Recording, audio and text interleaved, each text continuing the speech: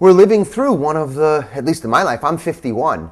I've never had any economic crisis like this where every single year my net worth went up. I wasn't a hedge fund guy and I wasn't corporate, but even as a rabbi, my IRA went up and my savings went up a little bit and I accumulated a little more assets, and all of a sudden, in 4 months, I lost 30% of everything I had. That scared me.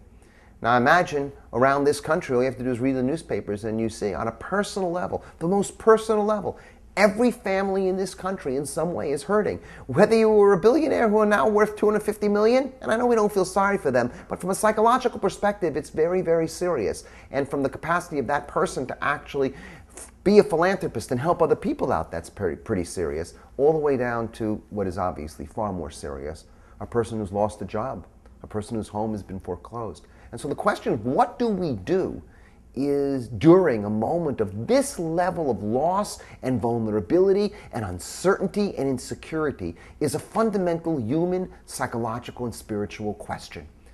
And to that question, I just use, kind of Jewish wisdom 101 on this. How do you deal with uncertainty? Well, it turns out, here are the things one needs to do. The first thing one needs to do is to look at the blessings and the things one really does have. Now, I'm not being mamby-pamby here. I'm not just being touchy-feely. Here's how it works. It turns out the way the human mind works is that we tend to focus in on that which we lost. We tend to crowd out everything in our consciousness and awareness except the thing that's going wrong. By the way, this is true with physical pain too. It's amazing how you can have a pain in your toe and it's all the way down there at the bottom, and the pain in the toe begins to take over your whole life, even though your hands are working and your mind's working, your eyes are working, your ears are working, your nose is working. It's amazing how much is working, but your whole life is miserable because your pinky toe is broken. Now, part of what is involved there is a certain kind of training of the mind and training and disciplining of the heart and the mind to say, okay, this is very bad. It's bad that my pinky's broken. It's bad that my arm's broken. It's bad that I lost 30% of my IRA. I am maybe going to have to work harder. But to not allow that to crowd out everything. The fact is, many of us have many blessings in our life in the midst of this. Rule 1, in the midst of trauma and crisis, try to locate a little bit of the blessings too, and here are blessings. It's true, a person may have lost their job. I have a very close friend who just lost their job, actually. And they were given severance for about 2 months. And he decided that 1 month, he actually was going to do the things that he has never been able to do because he's worked so hard. And you know what those were? He drives his kid to school every morning and picks them up at night. And I speak to the person every 3 or 4 days. He is telling me stories about his own kids that almost every single story brings tears to the person's eyes. And he says, I would have given, if someone had told me, would you want to have these stories if you give up a month? I wouldn't believe them. I wouldn't believe them. I needed that to happen. And he's so grateful for that, so grateful for time to think about his passions. Now, I don't know how he'll be at the end of the 2nd month if he doesn't have a job, so I'm not naive here. But it creates a different psychology to focus on the blessings that do endure. Second thing to do, there is no such thing as a person who doesn't have someone around them who's more vulnerable than them. It's not possible. It's not possible. And it turns out one of the ways to avoid being paralyzed by the powerlessness of loss is to find someone more vulnerable than you and offer some sort of help. When we actually offer help, when we're capable of giving something psychologically and spiritually, we wind up feeling more powerful. And if you think this is naive, this is a true story. About 2 years ago, in New York City, there are beggars on the street, and what happens is there's a beggar that kind of owns the street, and that's the beggar you see for 3-4 years until the beggar disappears. It's just the way it is here. Well, there was a beggar on our street. His name was Robert. And I would talk to him, and 3 times a week, I'd give him $1. Once every 2-3 weeks, I'd buy him an egg on a roll. And he was kind of like our homeless guy. And about 2 years ago, I'm walking and I walk by him, and Robert says, wait, and he's, gross and disgusting, and you don't really want to shake his hand. I would go like this to him. He would like to shake hands, but instead we wound up doing like this, so I only had to touch the bottom of my hand with the top of his hand.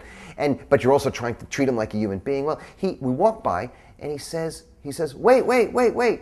And he pulls out of one of his 100 bags a stuffed animal, a pink stuffed animal that is so grimy and gross and ratty and tatty. And he says, and I was walking with my daughter, he says, here. He wanted my daughter said, no, please take it. And of course I recognized right away that this guy who has nothing, he's poverty-stricken living on the street, he has the yearning to give.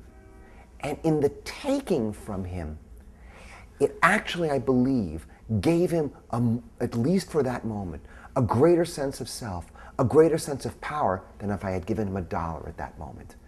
Now, every single human being in a moment of economic crisis, you may have been foreclosed, but there's someone that's even worse than you. You may have lost a job, but there's someone who's even more needy than you. The poorest of the poor, there's someone that you could help. And that's the second thing.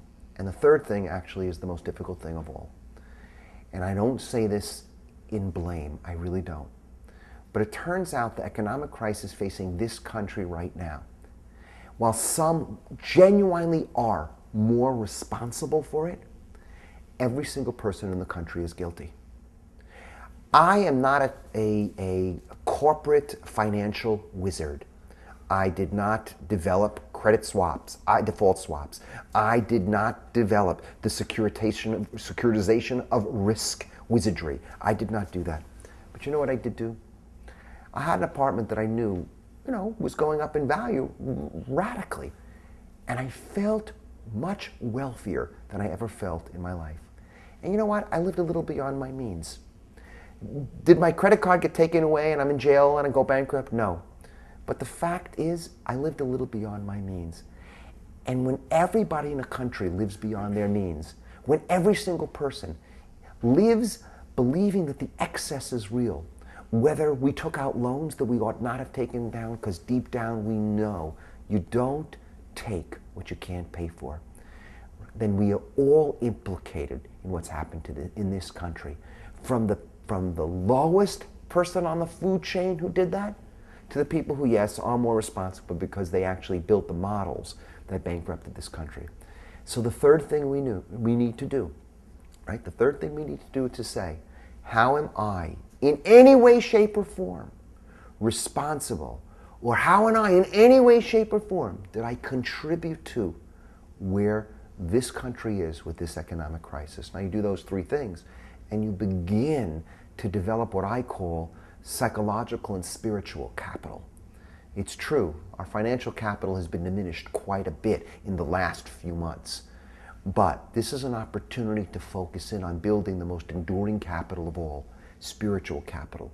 And the paradox is, as we build our spiritual capital, we'll have the capacity to rebuild our financial the trust in our financial systems, which is at the core of a healthy economy. Because in the end, what happened in this economy was there's no more trust to offer credit.